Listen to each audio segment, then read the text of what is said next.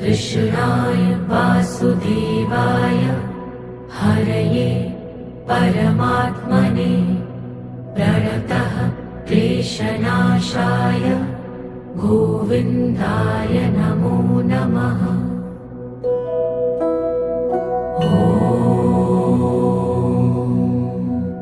कृष्णाय वासुदेवाय हरये परमात्मने प्रणतः क्लेशनाशाय गोविन्दाय